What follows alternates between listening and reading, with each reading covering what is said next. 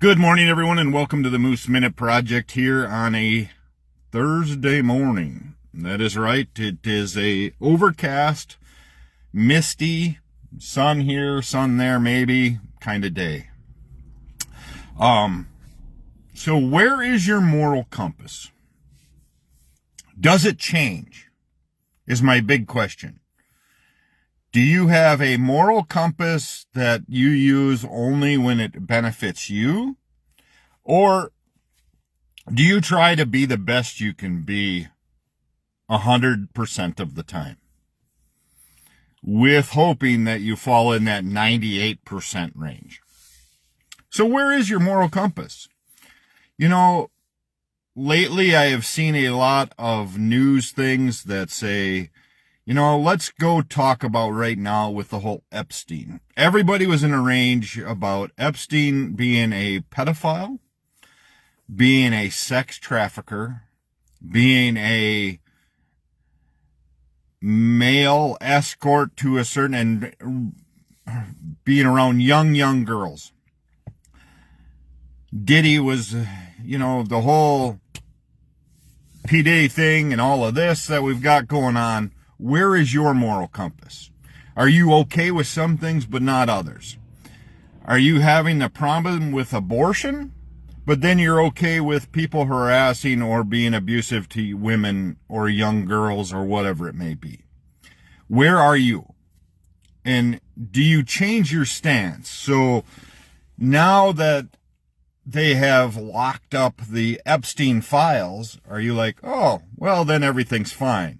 So anybody that's been arrested or put in jail because of what happened there, are they just exonerated? Mr. Epstein's dead, so he's exonerated anyway. But anybody involved in there's girls out there still with lawsuits that still have files and still have criminal charges going against what happened to them. There's a reason that women don't speak out about abuse or about anything like that, because of what happens in the legal system, or how corrupt people with money can get away with things. If your circle was like the Epstein circle, and you are not a millionaire, billionaire, I guarantee your outcome would be totally different. I guarantee it. And if you are okay with how things are handled right now, this has nothing to do, by the way, right or left. Okay? This is not right or left. This is a pure moral compass question, and how you feel others should be treated. This kind of stuff is why our country is where it is because our moral compass is not steady. It floats however it wants to. Look at how Marjorie Taylor Greene talked about how everybody needs to be held accountable that's in this Epstein circle, because they're all pedophiles, they're all abusive, they're all this, they're all that. But yet she voted yesterday to block opening those files.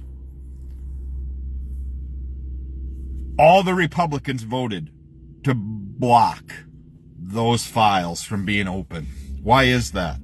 And yet they wanted to point fingers at Joe Biden because of him smelling some girl's ear or whatever and calling him pedophile. Where is the outrage now? Is it because your moral compass just moves wherever it wants? Or now that it's affecting the right side MAGA world, and now that Trump says the word Epstein cannot be used. If you use it, you are no longer MAGA. So you are no longer part of his group if you continue to push the Epstein things. What makes you think that anything else he does is right then? It's because your moral compass does not stay steadfast and true. Your moral compass, if you are supposedly a Christian and you are supposedly following those values, needs to continue to follow and be steadfast. You cannot all of a sudden say, Chris, where the hell are you going? Why are you thinking this? You just have to relax and be nice and just go with it. No, our moral compass should follow how we truly are. See, there's a strong belief that when you drink and you start to say things, what you say when you are drunk or intoxicated or under it is 100% true of how you feel, because that's how it comes out. So when you're sober, you can hide all those. You can fluctuate. You can go around and do such and such. So if you honestly, when you are under the influence of alcohol, say derogatory things about, so that's how you probably honestly feel about that person. But see, right now, MAGA has to, the people that are truly trying to fill this Trump facade now is probably in rough waters.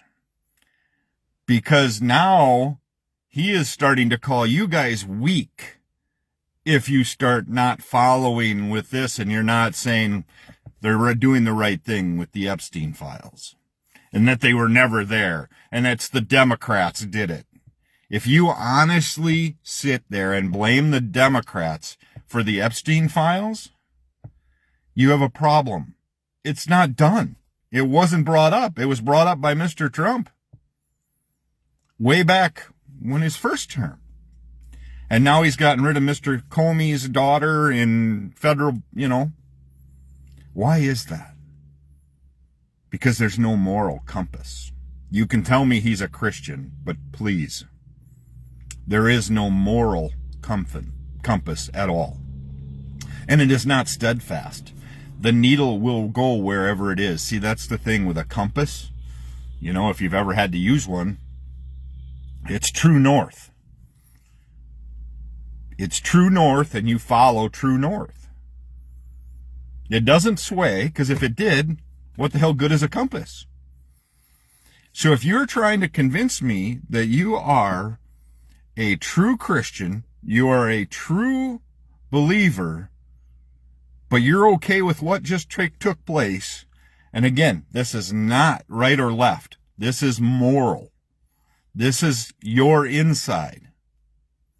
How you feel others should be treated, how you feel things should be done the correct way, how lying, all of that needs to be handled. That is your moral compass. And if it is allowed to teeter, then that says a lot about your inside. That says a lot about who you are. And when you start to battle other things, if people know that your compass does this, see, you can say all you want. You can say that, we need to do this, we need to do this, but then when it comes time to vote or show your true means and you vote the opposite way, or you go the opposite direction, anything else you say from there on is absolutely garbage. My mom always put it as, if you lie to me, it's going to take you a long, long time to gain my trust back. And that is the honest truth. So if you are sitting there waving your flag saying this is a great thing, great thing, great thing, all the left side lies and they're radical, please. This has nothing to do right or left. This has to do with how you are inside here, but most of all inside here. Where your heart lies. Where your moral compass points. And how you treat others. That's it. That's all there is to it. You really need to sit down and take a look at your internals. You really need to look at yourself in a mirror and know that I am steadfast on treating people the best I can. And I want justice for all of them. I want justice for everybody involved, whether it's the criminals or the victims. Everybody deserves the right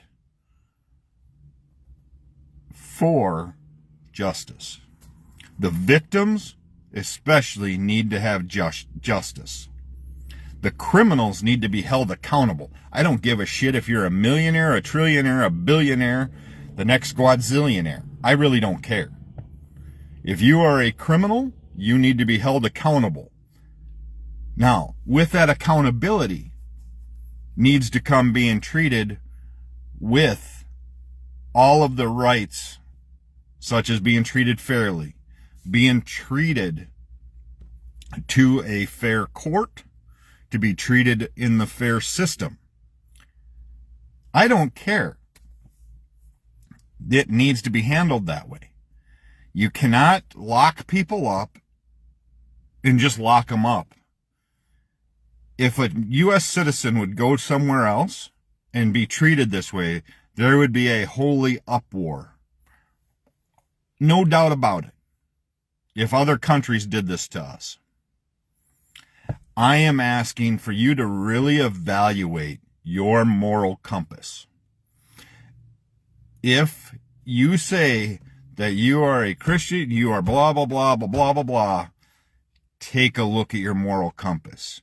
If all of a sudden you can veer off in one direction or the other because it fits you, there is part of the problem. Sometimes you are going to have to go through things that don't necessarily benefit you, but are the right way about it. They are the right thing to do. There are some times that you're going to have to admit that, yep, I screwed up. I'm sorry. I don't know about how many people have ever worked at other places where the other person or somebody else or nobody was the problem. I worked at many places where nobody did a lot of shit. He broke a lot of things. He demolished things. Nobody was a problem because people did not ever get held accountable. They did not get held to the same accountabilities. Oh, he's been here forever and we can't afford to lose him. I will tell you that if you do not stay steadfast to your moral compass and to where you strongly believe and you are swayed, you are going to have a problem.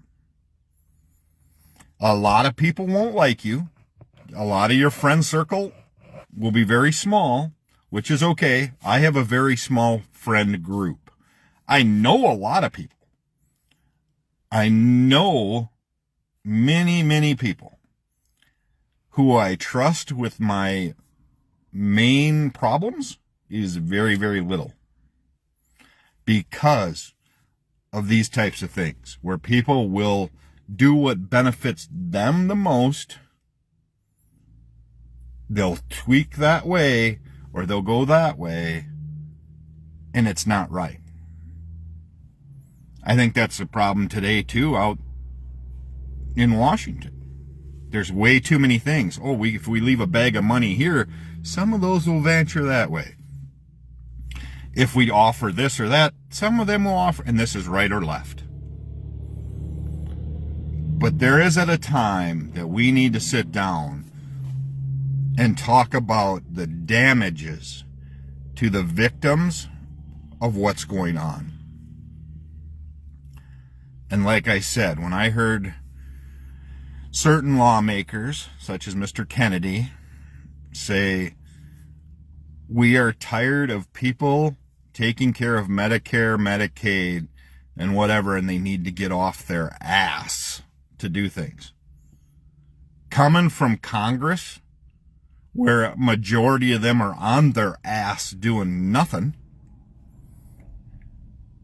except causing problems. And then, like I said yesterday, the vote yesterday, if it didn't prove to you who cares about human beings the most,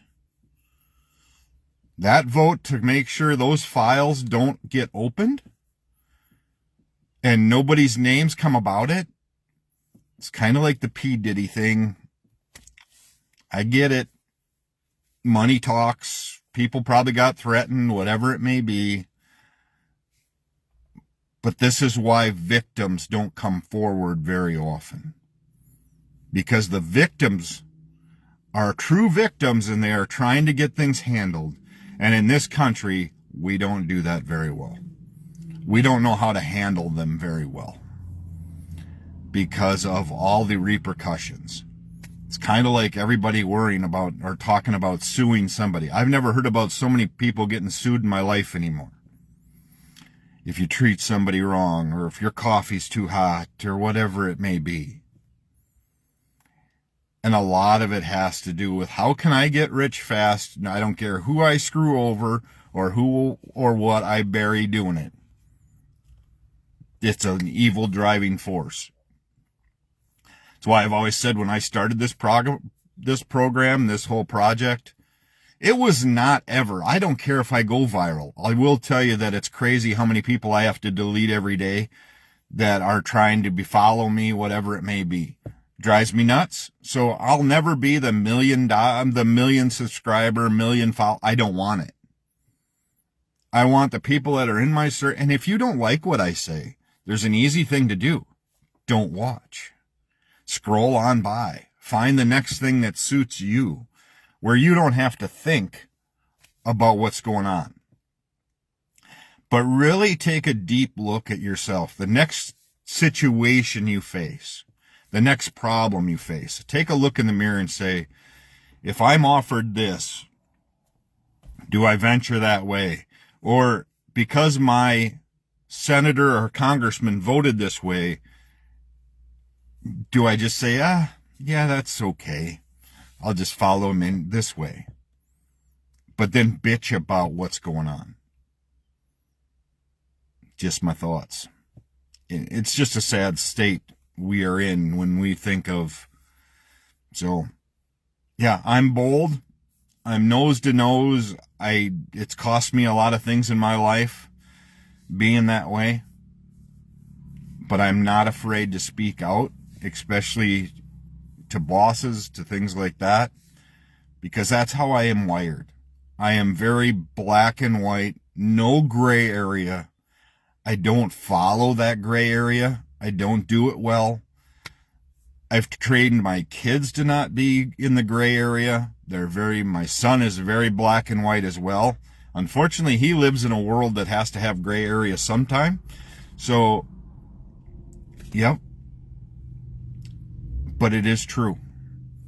We need more black and white and get the hell out of this gray area, and then filing bills that nobody knows what's in, but we're just going to vote on them.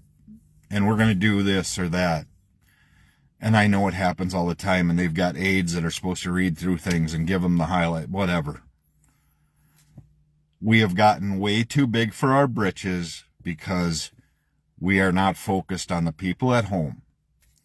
Like I said yesterday with these people that have 5 stores, 6 stores, if you are going to have that many, if you're going to become a chain restaurant, or you better have a rein on systems.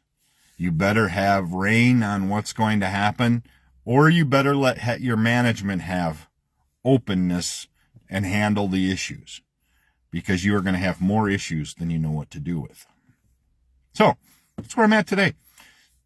I'll be back tomorrow with another edition of the Moose Minute Project. Who knows where it'll take me tomorrow? But that's what I had today. I just, a lot of times, look at where people's compasses are, and they say a lot, they do a lot to benefit them. And it gets a little bit crazy. So, take time to bless somebody today. I'll be back tomorrow morning with another edition of the Moose Minute Project. Have a great day. Take time also to reach out to some of your friends that you maybe have not talked to or whatever. Send them a note via messenger, whatever it may be. Hey, just checking on you. Hope you're doing okay. Mental health is a big thing right now that needs to be looked at and needs to be addressed because of all this up and down stuff. And, I heard now that they just arrested a guy yesterday near the Capitol had assault rifles, machete, sword, medieval stuff. Who knows? but the Capitol Police took care of that, I guess, in D.C. So we'll hear more about that. My condolences to the family in Dodgeville that lost their mother, grandmother, aunt. They found her. They found her vehicle. They found a young kid driving her vehicle yesterday in Dodgeville. They found him in Nebraska with her. So my condolences to that family. I can't imagine. I'm still reeling from losing my mom, and I can't imagine losing my mom or my friend that way. I got other things to deal with my mom's loss, but my condolences, at least there was an answer and they got some closure. So, have a great day. We will talk to you tomorrow morning. And again, take time to bless somebody's day today. You never know how good that may make them feel.